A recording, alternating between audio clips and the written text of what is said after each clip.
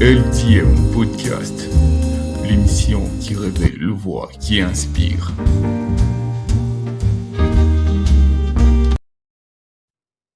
Salut à tous, j'espère que vous allez bien et bienvenue dans LDM Podcast, votre émission qui révèle le voix qui inspire. Devant moi, je reçois différentes personnalités avec qui nous échangeons sur leur parcours, leurs défis, mais aussi leurs convictions. Il y a également d'autres personnes qui viennent ici pour que nous, ensemble, puissions échanger sur des thématiques un peu plus particulières auxquelles ils sont spécialistes.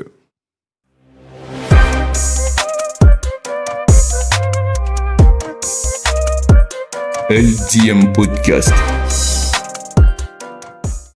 Et pour aujourd'hui, je reçois une dame forte, engagée, entrepreneur, passionnée à défendre la cause de la jeune fille. Elle est devant moi. Ensemble, nous allons la découvrir. Elle s'appelle Abigail Bita. Bonjour, Madame Abigail. Bonjour, Jefti. Vous allez bien, Madame? Je vais bien, merci. Et toi-même? Ouais, ça va, Dieu fait grâce. Contente de le savoir. Ouais, ça va, ça va. Je t'ai présenté, bien sûr, mais les gens qui nous suivent aimeraient bien savoir qui vous êtes. Qui est Abigail Bita? Alors, je suis Abigail Bita Virginie Dermy. Je suis licenciée en sciences de l'information et de la communication, Oui. particulièrement dans la filière de la communication stratégique des organisations. Une ressortissante de l'IFASIC, aujourd'hui UNISIC. Je suis visionnaire et coordonnatrice d'INASBEL, de jeunes femmes, dénommée Talita Komi, qui veut dire tout simplement « jeune fille, lève-toi ». Nous sommes basés dans le veille de la jeune femme, en mettant l'accent sur son potentiel, inné ou acquis. Nous travaillons à démontrer à la jeune femme qu'au travers de ce qu'elle sait faire plutôt peut être une source, certes, une source d'épanouissement pour elle-même, mais bien plus, peut faire d'elle un pilier pour la société. Donc, d'une manière brève, nous cassons, nous brisons la vision au bout du nez. Nous inculquons dans chaque jeune femme la mentalité des leaders, des bâtisseuses, au travers de ce qu'elle sait faire, son talent, son don, son potentiel. Je suis également CEO de Kicheko Surprise, une agence événementielle spécialisée en surprise. Donc, vous voulez graver, marquer une date précise de l'un de vos proches, contactez-nous, on s'en chargera. Ah, d'accord. Moi, ce qui m'a beaucoup intéressé, votre action, le fait de défendre la jeune fille via votre structure Talita Komi. Pourquoi vous avez choisi de défendre la jeune fille? Déjà, moi, je suis quelqu'un, ma passion, c'est la femme. C'est les sujets féminins, donc tout ce qui est femme, et particulièrement l'éveil de la jeune femme. C'est une passion de depuis l'enfance. Je ne saurais pas vous dire pourquoi, mais c'est comme ça. Alors, c'est Talita Komi, mais c'est une vision de depuis l'enfance, mais qui s'est matérialisée des années plus tard. Et je suis... en fait, déjà, même je ne l'ai pas dit dans la présentation, mais même à l'église, là où je sers dans un département, mais j'ai en tête, sous ma responsabilité, les femmes. Donc, je suis coordonnatrice des femmes. Donc, c'est une passion. C'est vraiment une passion. Donc, j'ai même intitulé cette coordination « Les femmes des valeurs ». Parce que moi, j'ai horreur de voir une jeune femme qui n'a pas la confiance en soi. J'ai horreur de voir une jeune femme qui ne reflète pas certaines valeurs. Et moi, en tout cas, c'est une lutte. C'est mon champ de bataille, je peux dire ainsi. Inculquer les valeurs dans les jeunes femmes surtout, et travailler sur leur épanouissement. Travailler sur leur épanouissement, inculquer les valeurs, c'est très important. Mais vous savez qu'actuellement, nous faisons face à l'ère numérique, où toutes les femmes veulent la validation, où toutes les femmes veulent être vues, etc. Et il y a une identité qu'on colle à la femme, plus particulièrement à la jeune fille. Aujourd'hui, face à toutes ces choses-là, à l'identité, au numérique, j'allais dire, comment vous trouvez l'identité numérique de la jeune fille? Déjà, il est important de comprendre c'est quoi l'identité numérique. L'identité numérique, en d'autres termes, c'est une image virtuelle. C'est l'identité numérique d'une personne. C'est tout ce que tu fais sur les réseaux sociaux. Donc, le contenu, c'est l'ensemble du contenu, de ton contenu plutôt sur les réseaux sociaux. C'est toutes ces données que tu fournis à ces plateformes-là. Alors, oui, c'est vrai. Aujourd'hui, la jeune femme, elle s'identifie plus dans les écrans. C'est qu'elle voit sur des écrans ou bien au travers des écrans. Pourtant, c'est vrai que le réseau social en soi, c'est pas mauvais. Oui. Parce que oui, c'est d'abord une émergence. Les technologies de l'information et de la communication sont avant tout une émergence. Oui. Mais le problème n'est pas l'outil lui-même. Oui. Le problème, c'est ce que tu fais de cet outil-là. Oui. Alors, déjà, les réseaux sociaux pour une jeune femme et pour tout le monde, c'est comme un couteau. Donc, les couteaux peuvent servir à couper de la viande, les légumes, tout ce qui va avec. Oui. Mais ça peut aussi tuer, ça peut aussi blesser. Donc, tout dépend des intentions de la personne qui l'utilise. Alors, une femme sur les réseaux sociaux, bien une jeune femme sur les réseaux sociaux, c'est pas mauvais. Mais sauf que c'est là est entré pour certaines, en tout cas pas pour tout le monde. Parce qu'il y a celles qui sont là pour travailler exactement. Mais il y a celles dont les réseaux sociaux commencent à dépouiller de valeur. Donc, je dirais, sur une échelle de 10, l'identité numérique de la jeune femme, à 9%, elle n'est plus bonne. Elle n'est plus bonne. Donc, vous voulez confirmer qu'aujourd'hui, c'est difficile pour nous de passer de scroller sans pourtant voir des jeunes femmes en train d'exhiber leur corps sur les réseaux sociaux. Et c'est tellement triste. C'est tellement triste pour nous. Est-ce que dans cette société-là, dans cette carca-là, il y a encore des modèles? Bon, les modèles, il y en aura toujours. Mais ça dépend de la personne elle-même. Vous savez, on est tous les produits de quelqu'un. Oui. Sur cette terre, on est tous produits de quelqu'un. Donc, il faudra maintenant savoir à qui veux-tu ressembler. Oui. Parce que les modèles, même sur les réseaux sociaux, il y en a. J'étais les noms, mais il y a plusieurs femmes qui sont des modèles sur les réseaux sociaux. Vous pouvez citer, ça sera mieux. Bon, en tout cas, je préfère pas. Mais en tout cas, il y a beaucoup de modèles. Oui. Maintenant, les problèmes avec la jeune fille aujourd'hui, elle a du mal à être attirée par ce qu'il a construit. Par ce qui peut l'épanouir et surtout du bon côté. Mais il est plus activé. Pourquoi d'abord? Parce qu'aujourd'hui, nous sommes dans un monde de vues. Oui. Dans un monde des tendances. Oui. Avec les vlogs, les challenges, tout ce qui est aujourd'hui sur les réseaux sociaux, les jeunes femmes se retrouvent obligées, non pas par quelqu'un d'autre, mais par soi-même, de vouloir se conformer à ce qu'elles voient. Et elles oublient que le virtuel n'est pas forcément la réalité. Oui. Donc, cette femme-là qui, elle te montre certaines choses sur les réseaux sociaux, elle ne te montre pas totalement sa vie. Et là aussi, ses défis, ses batailles. Mais toi, tu veux copier carrément ce que tu vois. Oui. Et c'est en ce moment-là que tu t'oublies toi-même. Parce que tu veux être la photocopie de celle que tu vois. Or que ce n'est pas la réalité. Et qu'est-ce que cette jeune fille-là doit faire pour se construire? Alors déjà, j'avais dit, on devient grand ou grande au pied de quelqu'un. Il faut avoir de bons modèles à suivre. Oui. On peut se construire, bien sûr, sur les réseaux sociaux de différentes manières. Oui. Mais si tu veux que les réseaux sociaux deviennent pour toi une source d'épanouissement et de transformation, choisis tes contenus. Oui. Choisis ce que tu cherches à regarder. Déjà, moi, je dirais, il y a 3 questions fondamentales que toute personne, et surtout moi, quand j'encadre les jeunes femmes, il y a 3, je leur dis toujours, il y a 3 questions qu'il faut se poser. Oui. La première, c'est qui je suis. La deuxième, qu'est-ce que je vaux plutôt. Oui. Où je suis, où je vais. Et la troisième, où je vais. Donc, c'est que je vaux, c'est que je suis et où je vais. Les réponses à ces 3 questions te permettront de te fixer un centre d'intérêt. Oui. Et ce centre d'intérêt-là va te limiter pour certaines choses. Tu sauras avec qui t'allier et avec qui n'est pas t'allier. Tu sauras où aller et où ne pas aller. Quoi faire et quoi ne pas faire. Parce qu'aujourd'hui, la jeune femme, elle oublie qu'aujourd'hui, les jeunes filles, 15, 16, 17 ans, 20 ans, mais demain, le temps passe, les années passent. Il y a quelques temps, on était dans les dizaines, dans les 18 ans. Effectivement. Mais aujourd'hui, nous sommes là. Les trentaines, ça nous accueille. La trentaine nous accueille. Donc, c'est les temps qui passent. Alors, la jeune fille d'aujourd'hui doit être capable...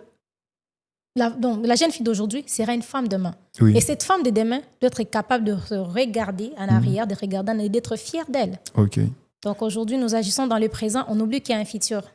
En vous écoutant parler, je vois que vous êtes une femme qui a été formée, forgée. Également, vous avez eu des modèles que vous avez peut-être suivi à la lettre. Est-ce que vous pouvez carrément nous dire 2-3... Bon, je ne voudrais pas peut-être entrer, mais j'aimerais bien que vous puissiez nous dire 2-3 personnes qui vous ont également aidé à vous forger. Alors, déjà, la première personne, c'est Christ. Ok. Donc, Christ est le modèle parfait. Alors, déjà, quand on est chrétien, parce que moi, je suis chrétienne, oui. Quand on est chrétienne, on a d'abord un modèle parfait, qui est Christ. Et lorsqu'on veut ressembler à Jésus, ça nous évite de faire certaines choses. Parce qu'il y a la parole qui est devant toi. C'est le miroir, en réalité. La parole est le miroir. Et lorsque tu te mires dans le miroir de la parole, tu sais déjà t'es limité toi-même. Il y a des choses que tu ne vas pas faire. Et Christ, c'est quelqu'un qui a réussi dans sa mission. Donc, pour aller loin, pour réussir dans sa mission, j'ai Christ comme modèle. Mais aussi, je vis sur la terre des hommes. Donc, il y a certainement des femmes qui m'ont inspirée. En tout cas, aujourd'hui, j'aimerais saluer une jeune femme, une dame, que j'admire beaucoup, Ruth Mwanza. Elle est aussi déliphatique. Elle est déliphatique et je suis sûre que vous la connaissez. C'est cette femme-là, j'ai été dans son asbel et j'ai été formée à ses pieds. Je crois qu'elle ferait également partie de nos prochaines invitées. C'est une très bonne chose. C'est une dame. En tout cas, elle est en train de gravir des échelons et pour moi, ça reste un modèle. Il y a d'autres, il y a Christelle Vwanga. J'aime beaucoup cette dame-là. Je la suis et tout. En fait, moi, j'aime suivre des personnes qui me challengent pour devenir meilleure. Surtout des personnes qui ont un parcours. Ils ont commencé là, mais demain, ils sont là. Donc, je me dis aussi que je peux aussi commencer quelque part et atteindre aussi une certaine dimension. Donc, il y a quand même... Elles sont plusieurs, que ce soit à l'église. J'ai une maman à l'église qui m'aide beaucoup, maman Lisande Talou. Elle m'aide beaucoup, en tout cas, à ce qui est la foi, l'épanouissement et même pour des valeurs personnelles. Donc, les modèles, on en a toujours. Mais le problème, c'est où est-il focalisé. Alors, outre l'identité numérique, il y a également cette pression que nous avons actuellement sur la jeune fille. La pression que nous mettons sur la jeune fille actuellement, liée, je crois que ça serait un peu vous faire rire, mais liée au mariage. Ah, ok. Vous savez combien c'est compliqué aujourd'hui quand une fille atteint 27, 28, 29, 30 ans. Il y a la pression derrière elle. Et comment vous jugez cela? Quel est votre point de vue par rapport à cette... Alors, vu que je suis déjà entourée de beaucoup de jeunes femmes, et moi-même, je suis une jeune femme quand même. Alors, je ne l'ai peut-être pas dit au début, je suis mariée. Ah, ok. Donc, je suis mariée à un très bon et beau monsieur, merveilleux mari. D'ailleurs, j'ai dit coucou bébé. Alors, j'ai été célibataire. Et je sais ce que ça fait, en fait. Et moi, en tout cas, sincèrement, je profite de ton plateau pour essayer un peu de parler. Parce que c'est un sujet qui commence à beaucoup faire ça jacasse beaucoup, au fait, et ça détruit certaines personnes. On est dans une société aujourd'hui, c'est comme si être célibataire devient une malédiction. Mais non, être célibataire n'est pas une malédiction. Ce n'est pas non plus une punition. C'est une étape de la vie dans laquelle tu apprends à te construire, à te bâtir, à t'effrayer d'abord toi-même un chemin. Et quand on veut à tout prix donner à ces personnes-là l'image que non, tu es malheureux, c'est faux et archi faux. J'aimerais répondre à une question. On a toujours tendance de poser aux gens, aux célibataires. Est-ce que les célibataires sont heureux? Moi, je réponds à cette question aujourd'hui. Les célibataires sont heureux. Arrêtons de vouloir croire qu'être célibataire, c'est être maudit. Non, pas du tout. Alors, ces pressions de la société, ces pressions qu'a maintenant la société sur ces jeunes, ça pousse certaines personnes à faire des très mauvais choix. Et ça pousse aussi d'autres personnes à la perte de la confiance en soi. Donc, tu peux être dans le vingtaine, 27, 28, 29 ans. Le mariage, c'est bien, mais ça vient au bon moment. Donc, ça ne sert à rien de presser les gens, ni à leur mettre la pression. Chaque chose a son temps. Est-ce que c'est une finalité, le mariage? Le mariage est une finalité? Ah non, pas du tout. Parce que moi, hier, il n'y a pas longtemps, j'ai échangé avec une fille. Elle m'a dit, non, moi, je veux me marier. Mais qu'est-ce que tu fais dans la vie? Non, moi, je veux seulement me marier. Est-ce que c'est une finalité? Bon, le mariage n'est pas une finalité. Déjà, moi, j'aime dire que le mariage n'est pas le terminus de la vie d'une femme. Le mariage, c'est une étape de la vie. Tu entres dedans, c'est une destinée, d'accord. Mais résumer toute l'importance de la femme, résumer au simple fait d'être mariée, c'est dévier la route. Le mariage est important, d'accord. Mais ce n'est pas la finalité. Alors, être marié te change des statuts, mais ne change pas la personne que tu es. Et certaines personnes sont prêtes à se marier à tout prix, à s'oublier soi-même, à, je ne sais pas comment dire, tuer certaines de leurs ambitions parce qu'elles veulent se marier à tout prix. Le mariage n'est pas et ne sera jamais une finalité, ni le terminus de la vie d'une femme. C'est juste une étape dans laquelle il faut entrer quand on est suffisamment prête, puisque nous parlons de jeunes femmes, quand on est suffisamment prête et qu'on est mature et qu'on sait que je me marie, c'est pour la vie. Parce que ce n'est pas non plus une parenthèse de la vie. Alors, quand vous étiez en train de parler, vous avez aussi épinglé un moment de l'ambition. Vous avez parlé de l'ambition. Donc, vous savez que c'est important pour une jeune femme d'avoir de l'ambition. Oui. Parce que, outre le mariage peut être là, mais quand une femme n'a pas d'ambition, c'est aussi compliqué. Comment faire pour... aujourd'hui, d'ailleurs, vous êtes entrepreneuse, vous êtes chef d'entreprise, vous êtes fondatrice d'une structure, c'est-à-dire que vous avez de l'ambition en étant même petite et tout, et jusqu'à aujourd'hui, vous avez pu la construire. Il y a également des jeunes femmes qui vous suivent et tout.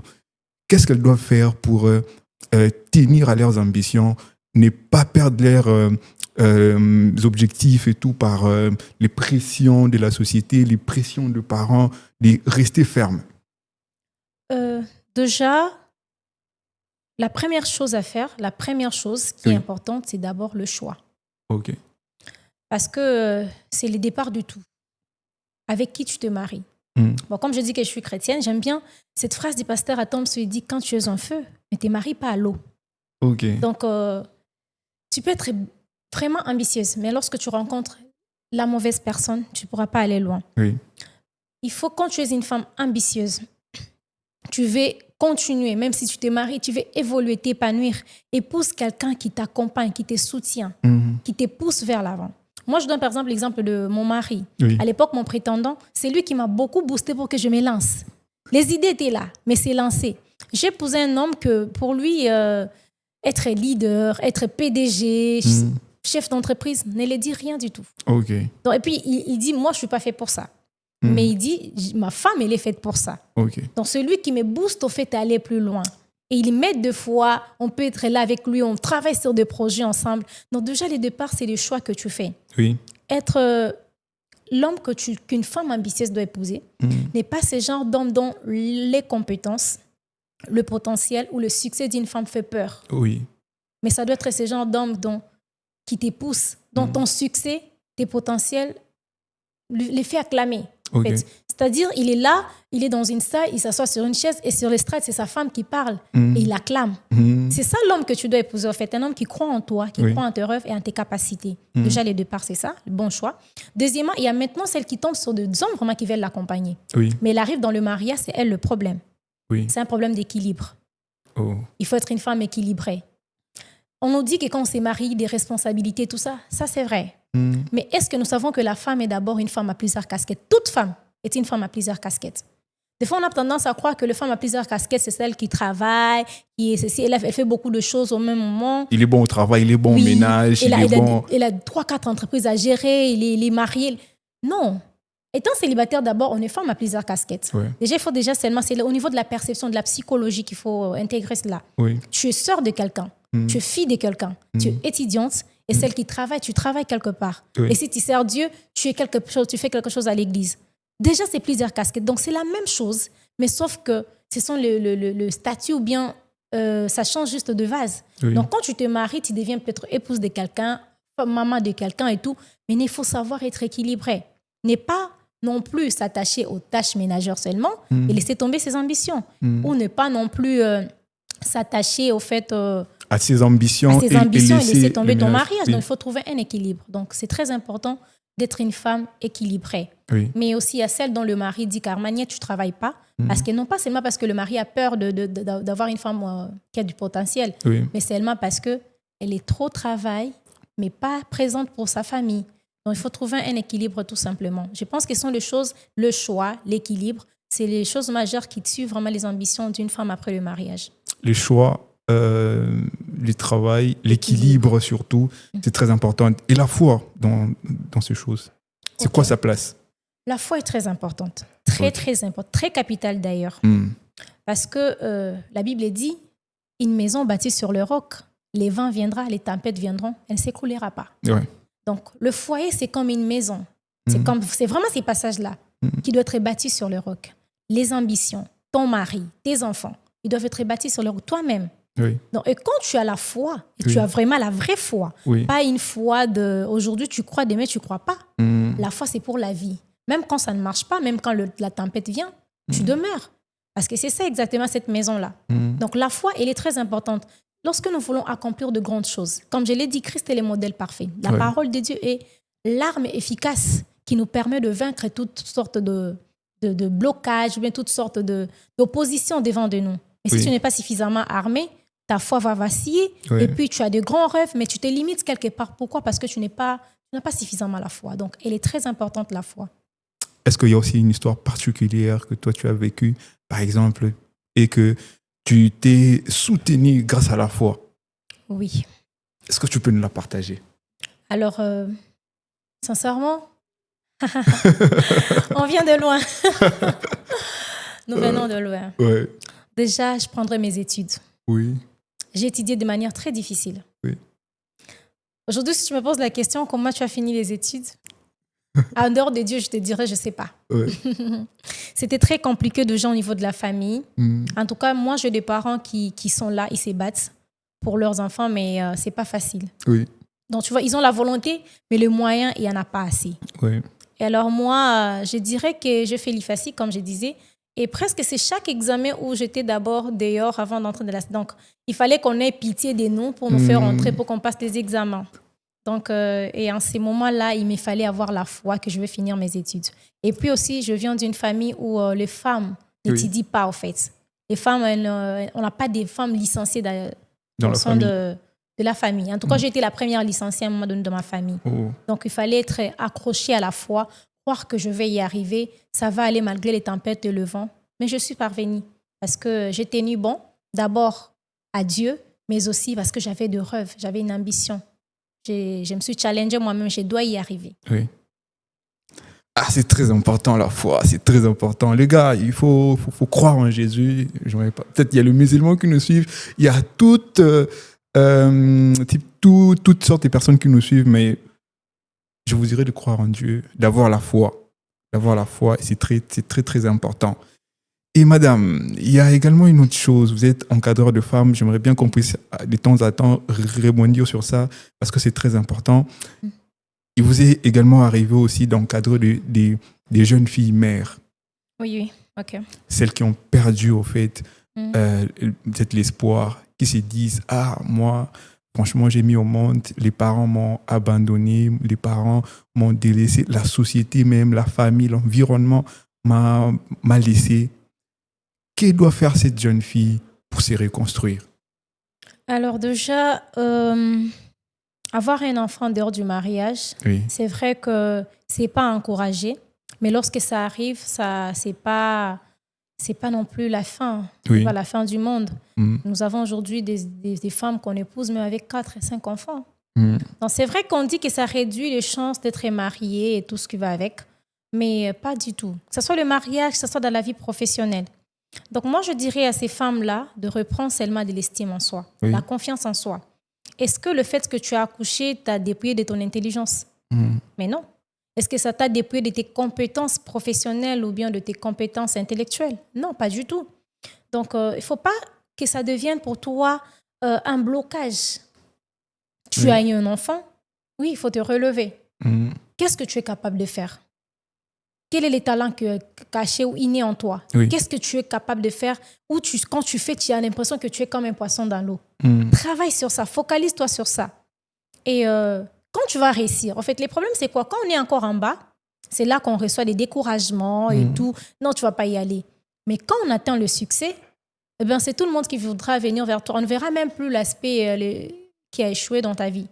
Parce qu'on verra que ton succès. Donc, à ces femmes-là, battez-vous pour accomplir vos rêves. En tout cas, travaillez, battez-vous pour accomplir vos rêves. Et ça ne deviendra qu'une histoire et une expérience elles seront d'ailleurs émerveillées de partager avec les gens pour encourager d'autres. Tu ne lâches pas prise. Non, pas du tout.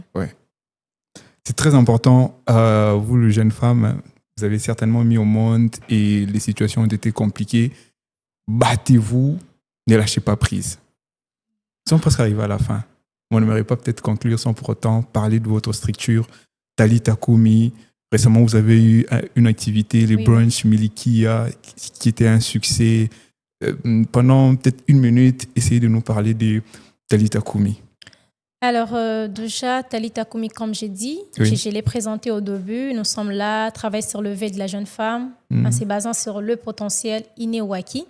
Montrer à la femme que ce qu'elle sait faire peut devenir une source d'épanouissement pour elle, bien sûr, mais bien plus faire d'elle une bâtisseuse des sociétés. Donc, moi, j'aimerais avoir, moi en tout cas, mon rêve, c'est voir de jeunes femmes qui savent, même si ce sont des métiers simples, même si tu tresses les cheveux, tu vends des beignets, mais avoir une vision de la grandeur avec ça.